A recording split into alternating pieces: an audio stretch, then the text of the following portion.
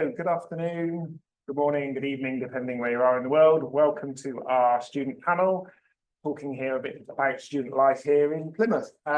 Just to sort of explain what the format of today, we'll be here for about an hour. We have a number of questions that have been submitted by students, by yourselves in advance. So we'll go through those.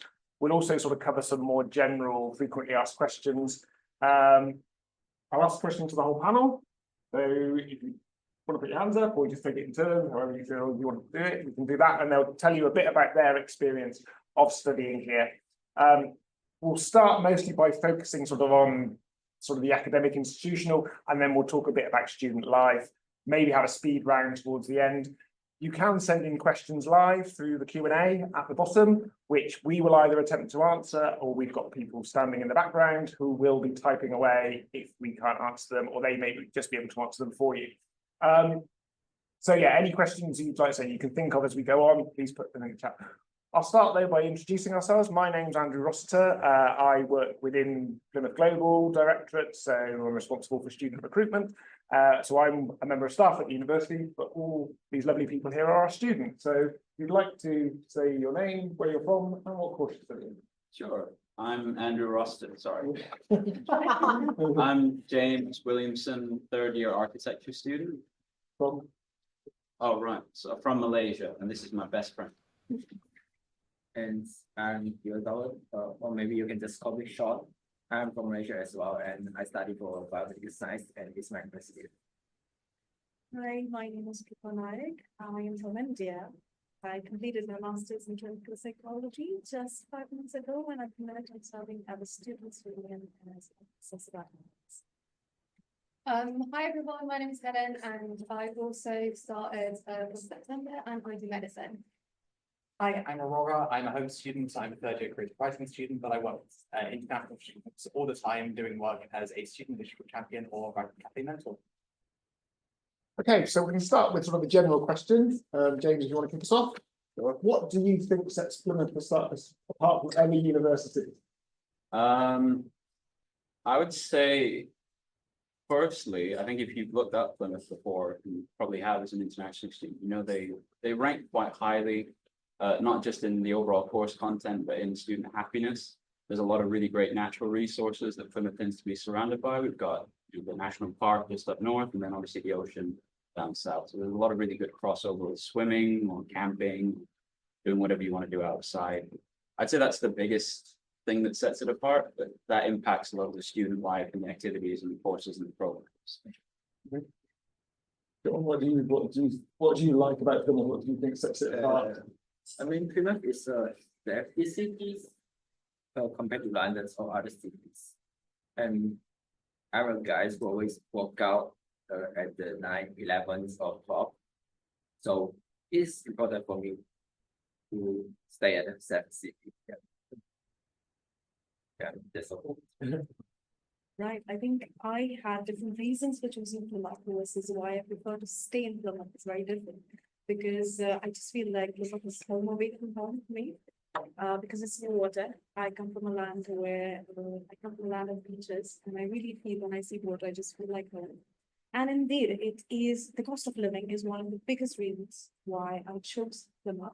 I really feel that everything is quite close here in walking distance. Like you just step out of the university campus. You're in a mall where you can buy stuff. You're in the city center, and on the other side you have the park. So everything is just quite within your wide distance. I would say, yeah, that's Right. Besides all of the reasons has been said, I love to go out to the countryside and there's loads of places. So for example, last week, my parents came down, so we went to Plymouth Forest, which was amazing. I absolutely love this. And there's also ocean and so much opportunities out there. University is great, cost of living and all the things that's mentioned. Yeah, just to echo about like the density of Plymouth is like, it just can't be understated. Like as far as the city goes, like basically everything that you need from it is very much condensed down into the city centre, and the university is right alongside that as well. So in terms of just being a walking distance university, I think that's pretty well set apart. Right, okay. So sort of obviously before you came here, you sort of done your research. What motivated you to choose the UK and particularly Plymouth? before, I guess you may have been to Plymouth before you arrived, but you haven't. No, I got bribed. I got sent a book and I was like, that's the one. So yeah, what made you choose Plymouth above other institutions, and what made you choose the UK? Well, it's two different questions there. I think what made me choose Plymouth initially was I was offered, I think this is one thing that's actually quite good. They tend to be a bit more experimental with these students they take in. And a lot of universities, when I was applying straight into second year, wouldn't take me. They wanted me to restart from the first year and go from there.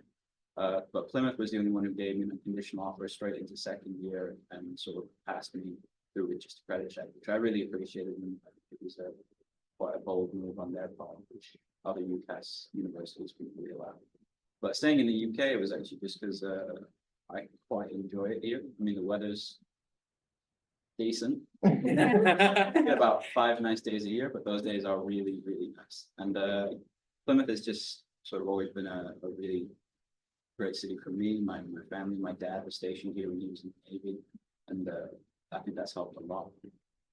Yeah, and for me, the reason I choose UK because the place I stay is Malaysia, and yeah, we only have summer for over here.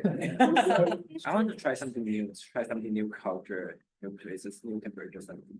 So I choose to do UK. And the reason I choose Plymouth is because last time I studied my foundation at Plymouth, so I know this place. Yeah, and I don't want to change other place. This is a comfortable place for me, so I just choose Plymouth for my place. Well, we see this morning we've had rain and now it's sunny. It is so bright now. You've had different seasons in one day. For me, I think psychology background, you speak of psychology, the main places that come to your mind when you want to my whole aim was doing a PhD. So the two places that came to my mind was US and UK. And definitely I felt UK was more safer. So that's the reason that I went in for UK, but choosing Plymouth was a very personal choice, like I said, because it was near water. I wanted to feel that home kind of feel. It's a warm temperature, but more importantly, where the course was concerned, I think I really loved the content that was there in the course. And it was very interesting to pick something that is going to give me hands-on experience, which is research driven. That's going to help me to go ahead with the condition that I always wanted to do. The reason I chose UK is, first of all, I've got my family down here, and I really wanted to have that family support. And then the reason I chose Plymouth, because Plymouth University, especially the medical school, is just, you get those hands-on experiences very early on. So you get like the patient interactions from the first year, and it's something that really set Plymouth aside from other university. And they also, we don't use cadaver, we use an anatomy table, which is a really modern way of learning anatomy. And so, yes, and it's got very good university and reputation in medicine. Yeah, I mean, I had the option to go abroad during my second year, and I chose not to. I chose to stay here in the University of Plymouth. Primarily because there are some fantastic student working opportunities at the university. I had so many jobs I was already doing at the university, and I had lined up ready for here. The work experience opportunities that are being promoted through the university is fantastic. So for me, it just made so much more sense to stay at the university and take advantage of those for as long as I could. Okay, thank you. So yeah, leading on to that then, what piece of advice would you give to a student before starting at the University of Plymouth? Anybody, that's go first, James. Anybody? My piece of advice is try absolutely everything. Like, you get given so many opportunities at the beginning of your year, you'll get bombarded with different stuff about societies and work opportunities. And if something falls out to you, something says this might be something you're interested in, try it. Just try it, because you'll thank yourself later that you have all of these different experiences that you can then draw on CVs and different things you're doing outside of the university and within the university. It's just all really valuable experience. University is really here for finding your feet, and you find your feet at the University of Plymouth. And I say, regarding this, absolutely, that's just completely true. Just get out of your comfort zone, go and try new things. So, for example, I tried paddle-boarding yoga sessions, which was amazing. I know sounds crazy, but that was lovely, and I definitely loved that. So I did not have the experience. I was really scary, but it went very well. I met with so many friends, and I'm really happy that I did that. So my piece of advice would just go out and get out of your comfort zone, think out of the box, and try everything. Yeah. I think, again, I see this as two different things. Before coming, the preparation that you need to do is very different versus when you come in. At least that definitely. We have students union here who's always there to support, and because I'm a sabbatical officer, I'm speaking about it. But honestly, you have various things that you can try. We have 160 plus student groups, which are different academic societies. There are different things be able to go without trying to kind of commit. You can go in for that. But I would say before coming here, make sure that you thoroughly read through and prepare about what is going to come when it comes to your course. Thoroughly keep that extensive knowledge ready, just so that, you know, have your critical thinking on spot. But before coming here, make sure you get all the essential things like medication, your accommodation, very, very important. And if you get an offer here, which is a semester, you become a part of the union. So I'd say you have various things which many times students don't know, bursaries, financial options. The students can actually, kind of gain support, and there are free tenancy checks that happen. So make sure that you find your accommodation here. And then once you're here, just live it, own it, have your time. Yeah, I would sort of following up on what Krupa said is that we do have the student union here, which is there for the students and run by the students, but we also have the services there within the university that you can access at any point. But yeah, so there's loads of signposting available for you. But yeah, as I was saying, you need to, all the opportunities there for you. John? Yeah, okay, for me, I think just prepare any shirts that's comfortable for you, and because it's in the UK, so it's always raining, and when you bring an umbrella, maybe it's a windy day, so maybe your umbrella will fly away. So Yeah. It's a real problem. yeah. Appropriate clothing. Yeah, so Yeah. buy a Yes. coat or- Raincoats suggested. Yes. Yeah. Not accessories, no umbrellas. Yeah. That's your advice. Don't bring an umbrella. bring a Honestly, coat. I'm not really sure what more I can add on to that after some really great responses, but I would maybe just say plan well. I used to know a lot of international students being back in Malaysia who wanted to go over to the UK and wanted to go overseas to get their education. I don't see anything wrong with that, but do just factor in, your cost, your career. Is this what you want? Is this what you plan for? And how do you think the UK is going to help you get to that next step? Because if you don't have to, I'm not putting down the university in any way here, but just be a bit smart with how you're foreseeing the future and make the next appropriate step as opposed to just chasing another country. Because you can go to places countries that are cheaper to get. Great, thank you. So, question there, anybody can take this. What surprised you most when you first arrived at the University of Plymouth? I could say the amount of essays that we need to focus on. Like, for example, with medicine, there's like loads of reflection essays that you need to write and reflect on your emotions, like literally everything. So now that I kind of started my second semester, I find it really useful. So at first, I kind of panicked with all of that, but now I'm actually using the reflections and all of the things that I've learned actually in my life. Like during the night, I just sit down and say, okay, this was my day. What did I do? How can I improve it? Which is really useful. Another thing is writing cafe, which was really helpful for me. Regarding this, there's so many students out there helping you, but it's just, if you need support, just go out and just shout out. There are many supports available, and they're really useful. I was gonna jump in with that answer. Yeah, Writing Cafe is in the University of Plymouth Library 1 till 4 every weekday. There'll always be people there that you can speak to about your academic writing, about referencing. If you're struggling with anything related to like your university essays, then we're here to help. We'll come back to this, but following on your comment about the number of essays, did you find it quite a big step up from what you did previously to come into university? Was it quite an easy transition, or did you find it quite a big jump? For me, it was quite a big jump because I was getting into like UK educational system I was not really familiar with. But now I find it better because I got the support I needed. Like with that support, I feel like I'm feeling comfortable with handling all of those essays. But yeah, it can be a big step up. Yeah. Yeah, just to, I guess, sort of add on to that, I would say it was definitely a big surprise moved to the UK. Their education system was completely different to what I was used to. But I would say that was one of the best reasons to come here. It was a completely different way of thinking about architecture, if you planning on doing architecture. I was used to a really pragmatic, sort of strategic forward approach, and the UK completely opened up that creative and developmental side of things, which was really, I think, lacking elsewhere. So much so that now it's increased collaboration between the unions, and it's actually helped a lot of my friends back home. I think it's just a different way of thinking, and they're one of the top-notch, foremost leading countries in the world for research for a reason. See, I think when I came in, definitely, I mean, I would say it was pleasant surprising that I was how friendly people are really, really friendly. I did not expected that. So that was a pleasant surprise for me.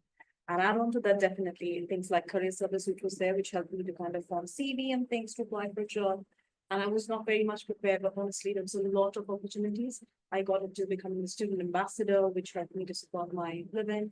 Post that, I got a job within university as a research admin, and then, there were elections. And as an international student, definitely, first, I did not have the confidence, but everybody in here gave it a go, and they got to get next. Anything to add, or has everyone covered everything, you think? Yeah. Okay, we'll sort of switch it now. What has been the hardest thing you found about moving to the UK and studying at the university? Yeah, go ahead. Yeah. I think for me, the hardest part, because for me, English is not my first language. I studied Mandarin for my whole life. And before that, I didn't think that I would study at UK. It was for my plan is maybe I'll go to China or maybe Taiwan for my higher education, but I'm here. And so at the first month I'll be here. I can't understand what my lecturers is talking about. Yeah, and I have no idea what I study about. And after months, I joined the post. Yeah, joined post programs, and it's very helpful for me. They help me to build my confidence, and also help me for my essay, for my presentations. Yeah, and so I become better and better. Yeah. Yeah, so the PALS is the peer assisted learning. Peer assisted learning scheme, yeah. Does anybody, have you all experienced using PALS? Okay. I wish my department won't fund it, Oh, right. but it's available for a large majority of Okay. departments across the university, especially like the bigger ones like medicine and biomed and psychology and all the really big ones. Just I think just to add, I mean, even if few courses PALS is not there, but we do have a student buddy scheme where you can come and get paired up with someone, who has already experienced life here, and kind of then that's where you start building friends and friends. So yeah, that's there. And I think not what is something that I did not quite like was I come from a place again, a city, and I am used to things that are open up to late night. But here I realize that things shut down by 6 o'clock and 7 o'clock. But to add on to it, I really feel that's a positive thing because that helps me with the good work-life balance. I finish my stuff early, I go home, and post 6, 7, I have time for myself. So I'd say yes, that's a good thing. But yeah, that was also the bad. Okay, well, that sort of leads on nicely to the next question. It's sort of like a general question. What's it like living in Plymouth as an international student or as a home student? What's it like living in Plymouth? In what sense? Are you living on? Cost of living, getting around. have good cardio. There's a lot of hills. Yes. You're always walking up and down. It's a very big walking city just because everything is like within 30 minutes of walking with each other. Yeah. So yeah, but also a lot of it is up and down. We're basically in a bit of a valley going down to the sea. So yeah, just pack a good pair of shoes. It's really good. You don't need a gym membership. Yeah, exactly. Walk to uni, that's your. Here's the thing, everything's sort of, everyone says always 10, 20, 30, everything in sort of blocks of 10 minutes, and you always think, Yeah. that's not worth getting a taxi for that. But it's- but I think you it's- end up walking a lot. It is really close, and within a couple of weeks, you're familiar with the kind of layout of the city. You know where the main parts are, the Union Street and the whole, and these natural resources and things, and you get really familiar really quickly. Which as an international student, if you come over and you don't have enough money to buy a car, just walking everywhere like everyone else, you don't feel out of place. Just helps you get really familiar with it fast. Or you can even get a bike. I got a bike, I do cycling, Very good. which is really good. I do just cardio. And it just makes it even easier. All the buses. if you Yeah. go- Buses, Yeah, yes. Public hospital, transport super yeah. cheap there, yeah. Yeah. Yeah, It's much cheaper as compared to other places, and I think one of the major things is we can say it is one of the safest places. Yeah. And it is, even if you read through the reports, it's a proper accreditation of a created city where you have safe points across the city, so even if then you move at night, there's nothing to worry, you have a safe bus where you can come back home, so I think that is a prime thing for me, safe. And there's 24-hour security presence on campus as well. And if you're out on like a night out and you're worried for your safety, you can always phone campus. Yeah. And then security officers will be able to meet you at the university. It's just a really good system they have in place to make sure that you keep safe. which Yeah. they improve quite regularly as well. Mm. They take Yeah. feedback from meetings and SSCM works reps, and they constantly add in these new security features. So, next question. Positive and negative, what's your favourite thing about living in Plymouth? What's your least favourite thing about living in Plymouth? So easy. First favorite thing, so close together, you walk from everything, it's brilliant. I've already gone over it a million times, but I love it, it's amazing. Worst thing, seagulls. Keep your food safe. Keep it covered, keep it, guard it with your life, because if you don't, then they will take it from you. Yeah, or don't eat outside. Or don't eat outside. That's the clever response, but I'm not that, so. It's okay. I would say honestly, echoing Aurora, the same. I love how close everything is, not just within Plymouth, but because you're living in sort of this affordable 30-minute city, you can really easy access places outside of that. Falmouth, Cornwall, Bristol, they're all sort of within train distance, and train tickets are cheap. So I've had some really good lectures in major cities, and I get to come back and live in Plymouth, which I think is a bit more mellow out and chill. Yeah. Just quieter over the phone. I think I love the diversity, as I said, and I realized that there are many different groups, like I'm someone who's pretty religious. So I found many faith groups which are there, found community groups. So like I said, it's a diverse place, it's a friendly place, and as everybody said, and as I said in the beginning, that yes, it's something that's so close, like I step out and I have more to go shop. I can come back, have a lecture, step out and then go reach the park and just relax in the little yeah. That's all, or you? And for me, I mean, I like something new and it's both new for me. It's kind of fresh for people who grow in Malaysia and an Asian country. Yeah. So yeah, I like the new thing, the new diversity, the new people, makes new friends. Yeah. So that's the reason. That's true. We made friends just now. Okay. International food, we've got a question about that. Are there good shops for international? Can you get some food from your home countries? You guys are all worried. Yes. I'd say yes. So I stay in city center and that's where I have 2 Asian stores. I do not like eating outside. I cook food. I love to make curries because I mean, I just can't manage to have food from outside. I love healthy stuff. So there are 2 or 3 shops exactly in the city center. So and they're quite cheap and you get a variety of food. It's not just Indian, where you get African stuff, Malaysian stuff, and you get different things in an Asian store, even from different things. That was really surprising. The Asian food supermarkets, those have been really cool. Really fun. And even outside of supermarkets, like the number of restaurants there are of international cuisine, there's just so much, especially in like, Camden markets and everywhere around town. Like, there's just such a great variety. Yeah. And you found it easy to buy all the spices and things that you get from home, Yeah. That's how I survived. Can I just add one thing? I think there is a society called Global Bodies that like international students can join and they can bake their food and they go together and eat it themselves. It's like promoting their traditions, traditional cooking, cuisine and everything, which I found it very, very interesting. If I knew how to cook, I would definitely go. Well, Yeah, just so- learn to watch out, and Yeah. you can get a lot of Yeah. That's the Global Plymouth, and they meet every month, like on the Yeah. 25th, or the last Saturday usually, and that's where you Great. get food from different. But well, countries. I So, can practice. I really like that. yeah, yeah, And all the food are really delicious and so yummy. yeah. Brilliant, that's great. Got a question about accommodation. So I don't know whether you stayed in university halls or residence or if you stayed in private accommodation. Could you sort of tell us your experience of university accommodation and where you lived and how you found it. I did summer accommodation at the University of Plymouth Mary Newman halls in my first year because I had private accommodation for the rest of it. And to be honest, it's all pretty fine. Like it's pretty good price. Like you absolutely get what you pay for. Most of the accommodations around our bills inclusive, so you don't need to worry too much about that.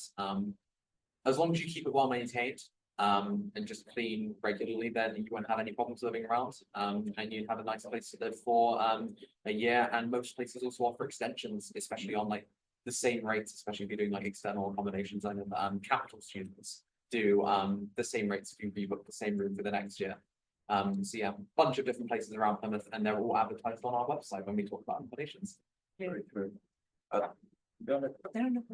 I'll try and keep it short then. I was just gonna say, yeah, the university halls are generally quite well managed. Like it says, the pricing is really good. Well, the all-inclusive bit is really nice as well, but I think it really comes down to who you're living with. I think generally you won't find many problems with halls, but private accommodation outside the uni, they do recommend their own private accommodation, and they have other ones that are listed by the uni, which are a bit more trustworthy. So go through their signposting if you do want to stay somewhere that's nice. Usually before you come in, like if you're an undergrad student, usually for the first year of accommodation within university and the campus halls is usually assured. But if, yeah, it's guaranteed. If not, definitely you have so many other accommodations, and we often have accommodation fairs that happen in the union. So where you can actually come and kind of just figure out what accommodations are there, because you really need to book them way in advance. So I mean, yeah, and it's quite cheap as compared to places. Yeah. And did you all find it easy to find accommodation? Did you have to plan it far in advance or? I think the ideal time is somewhere around like the November through March time. That's when you have like the biggest array available to you, and like you're already applying to university and all the different things. But it's honestly not too bad if you apply too much later. Yeah. Just as long as you're not applying the day before, because then you'll probably run into some issues. And just something to kind of avoid scams, to be honest. If possible, please make sure to go on the website, the official website of the accommodation, so that you can send it, because you'll find an email address there. Send an email there rather than just believing people and just, you know, kind of paying the deposits way before. So I think be a bit aware of that. Yeah. Really good advice, yes. Yes, try and avoid things scammed. It's always a good thing. Anybody here use the gym? Anybody? And where is it? And The SU gym is really close. So it's actually located on campus. You can get there with about 2 minutes of whatever your course is. It's really good. It's actually a full stock facility that besides just the gym, you've also got courts for basketball, netball, volleyball. We've got societies that use the place. The basketball gym's particularly big. But they run everything through there, even yoga classes and sometimes rugby training. It was a really great facility, you know, back when I had the time to use it the second year. And it's £100 for the full year, isn't it? Yeah. It's a And they one-time do- payment, and you And they do do that. discounts for if you're just a first year or if you're new to the course and student. Yeah, there are different discounts that keep coming when it comes to the SU gym, and even around the city, there are always student discounts available, whether you're going out for a haircut, whether you're going to get some food, or whether you're going to the gym. Student discounts are amazing. That is actually quite cool. Yeah. Discount thing is really helpful. But there are also like other gyms, such as a gym group like around, which is like 10 minutes walking. That should be really close. Yeah, and like pure gym down on Lucky Plain, but also just like sports societies. Yes, Yes, it's they're a great way to get active and play some just sports while you're at the university. It's great.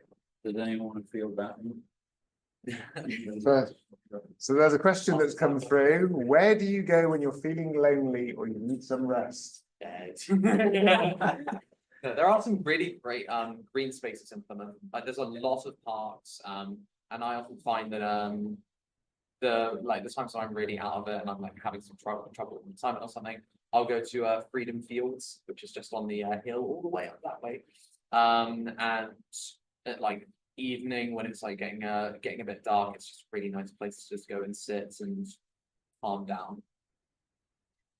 And I usually go to the barbecue because it's a lovely place and to watch sunsets. It's a beautiful place to sit near water and have some lovely restaurants. So that's my place to go. To learn. I'll usually go to the hall or maybe Royal Million Yards. If after I'll go to the hall, and sometimes I'll go to at the night because it's easy to see the stars and you can just lay it on the ground. Yeah, and just see the stars. It's kind of chill. Yeah, and for the Royal Million Yards, I usually go there with my friend, and yeah, I can also see the sunset at the place. It's pretty chill and really.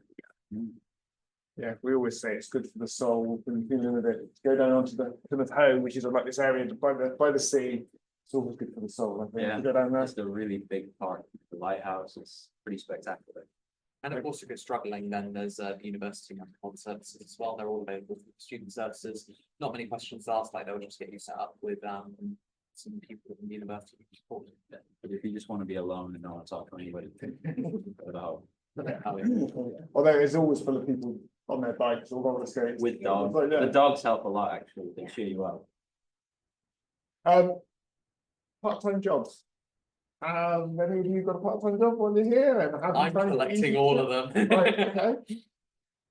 Anybody want Yeah. to pick up? Part-time jobs are super accessible within the university, especially when they're jobs that the university themselves run. So obviously the student ambassadors, which are super easy to access, and like are really useful for just working around your studies and being able to work alongside them. I do the Writing Cafe, which is also a student support service, and the Student Digital Champions, both of which are paid roles for the university to support other students with their writing needs or their technical needs.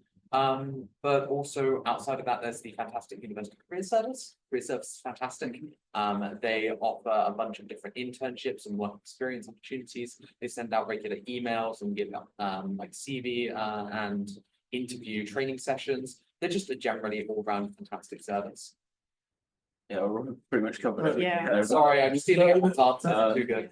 I am a student ambassador as well, so I do get paid partially through that, and it does count as a part-time job. I also run my own company, which the university partially supports through programs like CORE and a lot of the other career services which lend themselves to that, which has been really quite helpful.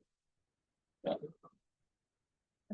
Same, as I said, started as an ambassador job with the university. I think the good part about jobs within university or even an SU is that they keep in mind your visa restrictions which are there, and you kind of get to adapt and adjust your work hours depending on that. So yeah, and there are many jobs even in hospitality, which at the end of the day gives you transferable skills to go further and apply for jobs. And have you found it easy to balance the part-time work with your studies? Yeah, really. A bit of planning, but yeah. I mean, most of it's within the course if you are something like a student ambassador, or even if you're working as a university cleaner, which they always need support and help with. Most of it's run under your course, so they will be discussed with your course representatives or course leads. So it can be a bit tricky, but I think if you've got decent time management, you'll be okay. You can really make it work for you. Yeah. But yeah, I guess getting the balance between your studies, your work and Always a your hobbies. Yeah. It's not your life. Not exclusive to the UK. Yeah, so, but it's good that you found it straightforward. That's good. I think like I say, a lot of it helps because you're not traveling a long way. You're not having to think, Yeah. I travel 45 minutes an hour to get to Exactly. campus and things like that. It does help. Well, another question come in on the chat. How do you deal with homesickness? No, yeah, I'm joking. No, of course I miss home.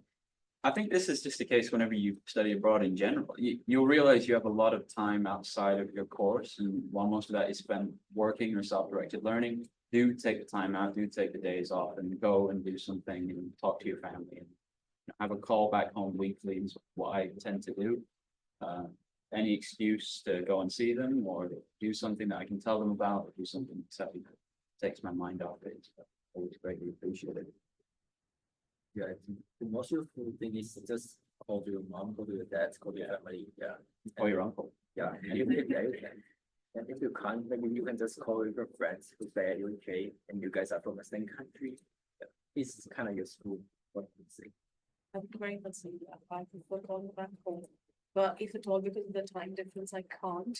I've made sure that I have many friends here and, I've built friends. And I think what helps me is often we have societies, different societies, like Indian societies, there are depending on different cultures where you come from, you can join those societies. But they often have usually different kind of events that are put on. So I try to be a part of those, just so that I could feel close to what's happening back home. If there are any festivals, like today's Mahashivratri, so I know in the evening that I'm supposed to go and attend it. So that's just a way of kind of staying close to my culture, my people, and I think I just find that people. I was going to say the same thing. So, for example, I joined the Pilot Society, and one of them became one of my best friends. We're so close together, and we spend so much time, which is really good. So, just go out and call your family. I've been so lucky because I've got my family, and so you just call them, and yeah, Call your mom. Fred. call your mom. Call your mom. Yeah. How you doing? It was so much easier with my wife did a gap year in Africa in the 1990s, but there was no WhatsApp, there was no video. Yeah. She got a letter once a week that was already about 2 months out of date. That's probably not I got that. So, Send your parents letters if you have. yeah. So yeah, so that leads us on to the question then about, let's go back to what your day looks like. What does the day in a student's life look like in terms of your hours, how much study time? Does it vary by week? Does it vary by day? This will probably vary by course. Yeah. Yes. I don't know, we can all talk to our own experience, right? Let's start down that end. Yeah, I'll go first because Yeah. I'm definitely a lot more relaxed than like medical students. No, my course at the moment, because I'm third year and I'm doing my dissertation, I only have 6 contact hours a week. So it's very, very like hands-off, expecting me to do my own studies. So a lot of the time is just spent like at home, making sure that I'm working on whatever writing that I'm doing. Making sure that I'm up to date on my like critical reflections and all my actual creative writing, and making sure that I'm also reading a lot to make sure that I'm actually preparing to complete my assignments. Outside of that, that's basically just working around my like work rotas. I work Mondays in the writing cafe, and then I have my course on Thursday and Friday. So Tuesday, Wednesday, I'll build with work as well, and other work pieces, slotted around everything else. So it's basically just work when I'm working, and then when I'm not working, I'm studying. So for me, so medicine is a bit intense course. So when I wake up at the morning, I definitely gonna have my coffee. It's just literally saves me. And then I just fix the lecture, come to the uni, attend all the lectures, and then go back home or probably just go to the library. It really depends on like different days. It really varies on the week as well. So if we got exams, so I try to prepare like 2 weeks ahead for it, and I also try to write down my notes. So I do usually 3 to 4 hours a day study beside the uni to kind of be ahead of everything and make sure that I'm on the plan and I planning everything right basically and get good marks in exams. There's a bit more emphasis on doing some self-study as well. Very, very much, because especially UK emphasize on self-directed learning. There's so much thing that you need to go out, you need to learn yourself. So you've been given like the PowerPoint slides. I just go through the PowerPoint. So if I don't understand one specific thing, I just try to research on it to try to grasp the content. And then, yeah, there's so much that you need to do, but it's just really great as well at the same time. Yeah. Right, for me, at the minute, definitely I'm not a student, I'm an elected student, and so the day looks like meetings. But when I was a student a year ago, I think for psychology, we had at least classes 3 times a week. Where we had to be in the class, but after that, often I would go on work. Thursdays I would keep because that was a day where societies would meet, so these sports would be, so that was a specific day for that. But other than that, I think a lot of time back home that I would spend was, as she said, a lot of reflection, a lot of studies, a lot of coursework. So it was a bit of a balance. But then, yeah, majority of the time it was 3 days. That's how it was. So I had enough time to work, to study. Yeah, for me, I usually wake up 5 to 7 o'clock in the morning. Wow.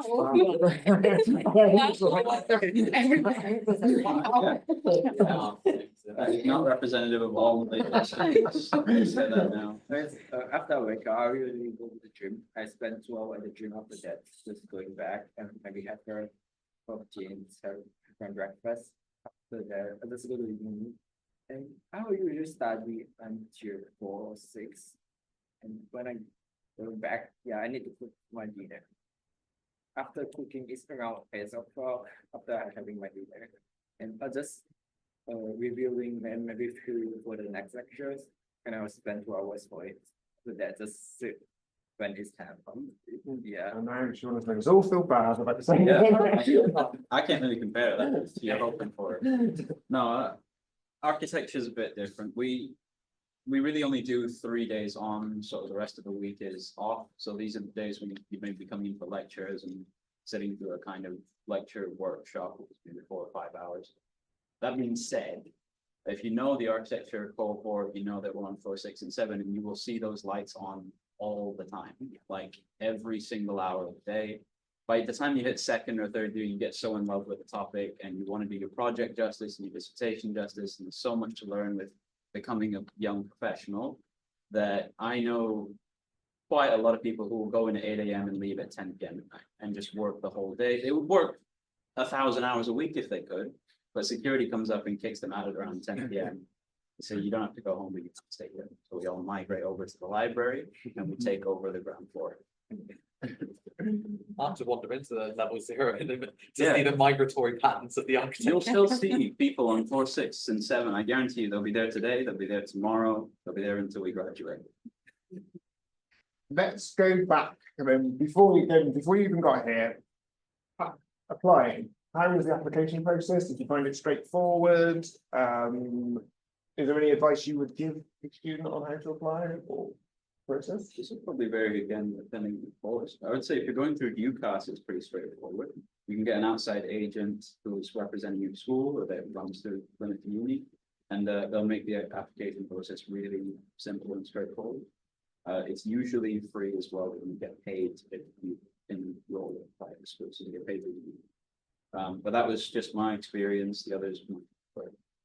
For me, I'm just find an agent and she helped me to apply for the uni. So it's very simple for me. Yeah. Yeah, I just have to put a lot of work when it came to statement of purpose. So yeah, I have to write it out.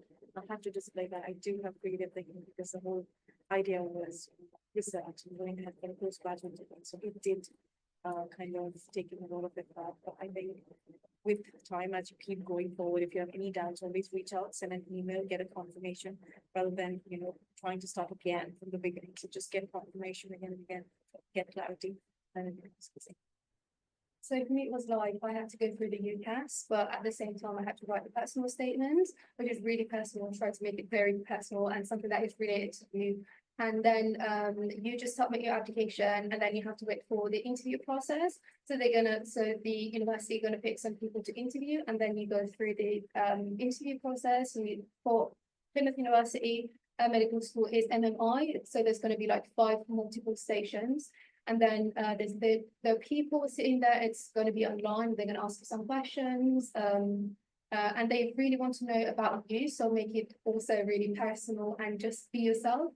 And you're going to smash it. And then, and then they're going to inform you like within 2 weeks or less than a month, I can remember, and you're ready to come here. And what sort of questions do they ask you? Is it about your knowledge of biology, chemistry, or is it what sort of questions they ask you? No, as I said, it's just really personal because they really want to get to know you as a person. Because when you are picked for an interview, it means that you're good enough to kind of like your medical knowledge, chemical knowledge, and everything is just good enough to enter the medical school. But they just want to see that you see kind of do you match with this course like personality wise? And just be yourself, and that's all I can say. Yeah, it's one of the big things that I always say when students come asking about like, oh, what do I do with the personal statement? What do I do with the personal statement? It's important to remember that it's a personal statement, not a professional statement. Your 2 years of work experience in whatever healthcare like service you've done is fantastic, and you should absolutely put that in there. But equally important is like your 5 years swimming, your taekwondo lessons, your horse riding, whatever. Like anything that you can tie into saying like, this is what makes me not only a good student, but also a good person and a good fit for this course is like exactly what you need to be putting in your personal statement. And I'm assuming is what would then go into your interviews as well. it's just being confident with that genuinely understand. Yeah, because not every program will have an interview process, but medicine is the main one. Yes. I think the more creative ones you get things like portfolios. Yeah. which you might have to work on, compile and put together, but generally that's still quite personal. And that's really, It's all you. they won't expect any professional work. If you're going into an undergrad degree, you haven't done anything. Even at year 3, you're still sort of expected to know nothing, starting out from 0. So don't feel too pressured to lean on that professional aspect. And going back to the application process, did you all find, oh sorry, this won't apply to you, Rob, but did you find the visa process quite straightforward? Did the agent help you with the visa process? They did. It was really straightforward. It was one visit to the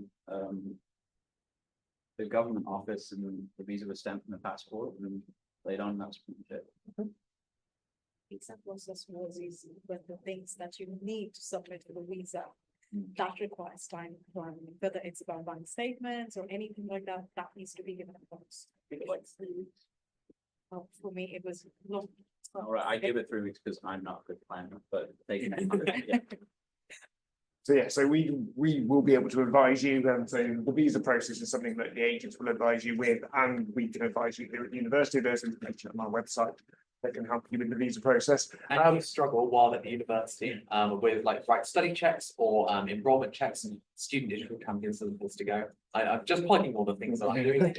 But yeah, we're always in the library. So if you get here and you figure out like, oh, I can't access this, what do I need to do? Come and see us, we'll be able to.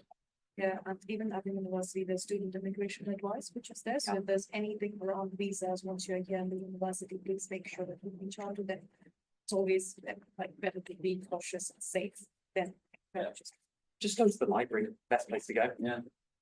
Talking of then student advice and the advice that they give you, talk us about when you first arrived in Plymouth and the transportation, how you got here, what was here, what was like was there an orientation program? Did that help? Yeah, there are orientations for about a week for every course, I think. So you'll have about a week where you're just being introduced kind of slowly to the society, the course, the program, relevant areas around that. Arriving into Plymouth, I'm guessing we probably do the same thing. You go through London. Yeah, so you'll probably arrive at Heathrow Terminal 4 if you're an international student. Yeah. And then you just take the train. I think it's about a 3 or 4 hour train ride. It's cross country, so it's only one trip. You're not getting off anywhere, and you get off at Plymouth. And it's about a 5-minute walk into the city centre, and it's pretty straightforward. I think you'd be really hard pressed to get confused. It's really just a straight line. Yeah, it's the same when you come from London. There are some coaches also which are available, which the International Society does kind of arrange from here. So there are coaches, so if you kind of reach out way in advance, you can kind of know what are the dates to kind of arrange your arriving date. And when you come in, initially, definitely, there are often during the welcome period, you'll see student ambassadors usually standing and kind of welcoming you, will take you around, show you what's there on campus, which cafes, where's the library and things like that. And then you also have a different program where you kind of get that place where everybody from different departments come and speak. Like during the welcome week, where you get to know how to register with the GP, because that is important. Then you get to know about the career service, you get to know about what's there at the union. So there's a lot of support and help available. And even if you miss it, there are always sessions to catch up later. So yeah. Freshers Week is absolutely invaluable. Oh yeah. Yeah, just to add, you get freebies also. Yeah, freebies. Yes. Get your free bags, get your free pens, get everything nice. Yeah. So many tote Yeah. bags up there with different designs. Yes. So nice. And So free nice. donuts, pizza. So yeah, go on, tell us more about Freshers Week then. It's been a long time since we did Freshers Week. Well, it's a big event, isn't it? Yeah, University wide. Yeah. Freshers Week is when you get all the new applicants that come in, and everybody's kind of fresh, whether it's off the boat like us or. Yeah. Yeah, different societies trying to introduce themselves and trying to like get students to get involved with them. And they give you freebies to get involved. Yeah. They do Well, take, it's yeah, just most really societies do taster sessions as well. Yeah, in the yeah, first they few do. weeks. Yeah. If I remember correctly, I think it's usually like regular societies on Wednesday, sports societies on Thursday, something like that. Yeah, yeah, See, I do remember something. yeah, yeah. But there's also just stuff going on all throughout Freshers Week, and also all throughout the university year, like a lot of careers fairs and stuff at the Royal Marquee often goes on, and a bunch of international student welcomes. just a ton of stuff that goes on. And there's this whole feel good fair also where you can kind of come and see if you want to be involved with any volunteering opportunities, kind of, how you can be supporting people, how you can get involved in that. You can many times even end up finding jobs. So I think it's just what that it's a whole week. We have different fairs, and if you just follow the Instagram pages, you get to know what's happening. I think there's always stuff going on Yes. throughout the year. Throughout the year, yeah. Freshers Week is Stuff. kind of your big Yeah. welcome and grand introduction to you. And you get weekly updates on what's going on through the student union. You'll get through just about everything, yeah. Yeah. Library notice boards, you Yeah. see emails by your professor. We've had something, perhaps go back to question about your actual courses, I'm afraid. So how challenging are the courses in the workload, and what is the teaching style like? What's the breakdown in terms of how much you have, and again, it's all vary by course, but how much you in a big lecture, how much you in smaller breakout groups, how much are you in Oh, you picked the workshop? right students for this. Yeah, no. Free math, psychology and architecture. Yes, it is, yeah. Yeah, courses just entirely vary. Some courses will be entirely coursework based, which means it will all be assessed on assignments, and most of the actual coursework will be in like workshops and lectures and discussions. And some courses will be mostly exam based, and it will be a lot of lectures and a lot of frontal learning. And also there will usually be at least a bit of practical work in most courses, I imagine. Yeah, so most of the people would think that because medicine, they would think that it's more exam based, but it's absolutely the opposite. So we get some lectures, but it's mostly to do with like group works. There's so many presentations. We have evening sessions that we kind of sit with other people from our cohorts, and we kind of discuss. We've got so many sociology, psychology, and there's so many it's just not medical knowledge and anatomy, which is really nice. So I would say it's a little bit intense. I'm not going to lie about it, but with the support that you get from the university, we also get like our lecturer, we have personal support. We have personal tutor, so you can literally reach your personal tutor whenever you want. And with the supports available, with the amount of supports available, you can yeah. In psychology, yeah, it is challenging, but if you plan well, definitely you can get to it. When it comes to the teaching style, yes, we do have lectures, we do have workshops, most of things are good work, because psychology depends quite a lot on one element, that's collaboration. So there's a lot that goes on in terms of group work. So whether it's your presentations, whether it's any small activities that happen in class, so most of the things are mostly group work, and then rest of the things that you manage by yourself. Studying report, yeah, with a bit of like planning, I think you make sense. I would say it's generally the same, but in how challenging the course is, I'd say this is mainly going to come down to you as a person and what your work ethic is like. And generally, if you're in architecture, you can get away with doing the minimum amount and you'll pass, attend your lectures, go through the workshops, but there's no real ceiling. You can overachieve if you want, and you'll get better grades and you'll sort of score up there with the highest in the class. It sort of just depends on what you want out of your university experience. And what are you shooting for? What firms are you going to apply to? In the UK, there's really good support structures for people who are just happy to go into uni and who have jobs outside, maybe even kids outside, and you can't really afford to be in uni all the time. Perfectly fine, just passing the course and getting the qualification. And for the biomedical science, I mean, it's not that challenging if you plan well. And for us, we only have the personal assignments. So for the assignment, we don't do by ourselves. We don't have to project. So you need to be self-dependent, service-based. So if you have two of this, I think it will be good. Yeah, follow all the advice your lecturers gave you in high school. Don't leave things till the last week. Leave things early. That's Yeah, so true, that's so true. Calling me out. Just do your handy cards. Right, we're going 4 minutes left. We're going to go to the speed round. Okay. Everybody answer then. Favorite place on campus for study? Babbage. PSQ. Babbage, yeah. Library, Library level 0. Well, favorite place on campus not for study? SU. That's RLB. Yes, you are. Yeah, Babbage or conservatory, whatever the rooftop garden bit of that place. Favorite restaurant or cafe in Plymouth? Mr. Wolf. Oh, Plymouth. McDonald's. Oh, yeah. Oh, there's some great ones in RB. The Container Cafe on the ground floor. I was gonna say the one on level one, That's the awesome. one that does a bunch of international. They do it cuisine. at lunch every day. Okay. It's the same RLB. Okay. They Favourite do shop? takeouts and sit-ins, it's great. Favourite shop? The art side, where I get all my architecture materials from.